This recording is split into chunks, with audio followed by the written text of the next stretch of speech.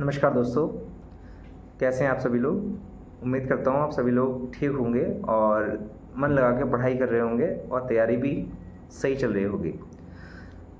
आज का जो मुद्दा है वो कुछ लोगों के लिए बेहद ख़ास हो सकता है और कुछ लोगों के लिए वो बिल्कुल बेकार हो सकता है। मुद्दा ये है कि हम तैयारी के साथ साथ अपने काम को या हम जो भी कुछ कर रहे हैं उसको मैनेज कर सकते हैं या नहीं कर सकते हैं। क्या लाइब्रेरी में जाके ही पढ़ सकते हैं या घर पे रह के भी हम प्रॉपर स्टडी कर सकते हैं। ठीक है, तो इस मुद्दे पे थोड़ी बात करेंगे। थोड़ी सी छोटी वीडियो होगी है, ठीक है। तो सीधे मुद्दे पे आते हैं। देखिए, मैं अपना बताता हूँ पूरा, ठीक है, पर्सनल। मैं दरअसल पढ़ाता भी हूँ और पढ़ता भी हूँ, है ना। और ये चीज़ें मैं 2 3 4 सालों से लगभग कर रहा हूँ, ठीक है, पढ़ाने का काम। तो मैं जो पढ़ाता हूँ वो अपने घर पे ही फ़िलहाल मैं पढ़ा रहा हूँ। मेरे घर के ही पीछे वाले रूम में एक कोचिंग है, एक छोटी सी, वहाँ मैं पढ़ाता हूँ अप टू क्लास 12th। और मैं mathematics as a major subject पढ़ाता हूँ और साइंस भी मैं 10th क्लास तक पढ़ाता हूँ। तो अब आप लोग पूछेंगे कि कितने टाइम पढ़ाते हो और कैसे मैनेज करते हो। तो मैं लगभग मोटा मोटा मानो तो मैं 3 बजे से पढ़ाता था, ठीक है, और लगभग 7 या 8 बजे तक मैं पढ़ाता था, ठीक है। तो लगभग 5 घंटे मैं पढ़ाता था। उसके साथ साथ मैं अपनी दिन में स्टडी करता था, सीजीएल की तैयारी करता था। उसके बाद रात में भी मैं स्टडी करता था थोड़ा बहुत टाइम मिलने पर।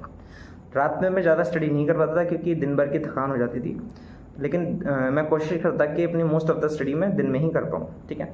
तो ऐसा मैं क्यों करता था, क्योंकि ये चीज़ें बैलेंस रखना बहुत ज़रूरी है। ऐसा करने से मेरी अर्निंग बनती थी। मेरे लिए प्लान बी था कि मैं पढ़ा रहा हूँ, मेरे को पढ़ाने का एक्सपीरियंस हो रहा है, मेरी स्किल्स मजबूत हो रही हैं, है ना। और पर्सनली मुझे पढ़ाना काफ़ी अच्छा लगता है ना, वो भी देखेंगे।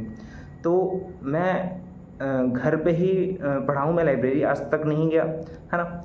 और ज़रूरी नहीं है कि आप लोग लाइब्रेरी जाके ही प्रॉपर डिसिप्लिन में आए। देखिए, तैयारी के लिए पढ़ाई का डिसिप्लिन होना बहुत ज़रूरी है कि आप पूरे 24 घंटे के दिन का एक निश्चित हिस्सा अपनी तैयारी को दे रहे हैं। ये सबसे ज़्यादा ज़रूरी है बस, ठीक है।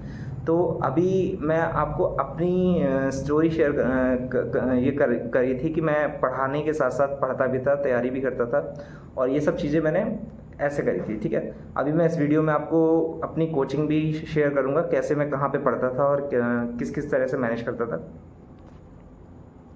तो आप लोग देख सकते हैं, ये है मेरी पर्सनल मेरे घर की कोचिंग, है ना। ये कमरा है मेरा पीछे वाला, लगभग 12 और ये 2 सीट ऐसे यहाँ पे डाल रखी है मैंने। एक थोड़ी लंबी सीट मैंने यहाँ पे डाल रखी है ना। ये मेरी टेबल है, यहाँ पे मैं बैठता हूँ। जनरली मैं यहीं बैठ के पढ़ता हूँ दिन भर, है ना। और शाम को मैं जब क्लासेस करता हूँ तो मैं इसी पे अपनी मतलब टेबल टीचिंग टाइप का कर लेता हूँ, ठीक है।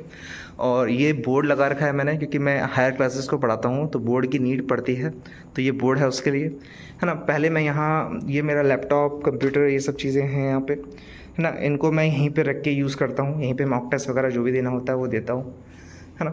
तो ये सब चीज़ें हैं। हाँ, जनरली कमरा ये बड़ा है, आप देख सकते हैं 2 पंखे हैं इसमें, ठीक है।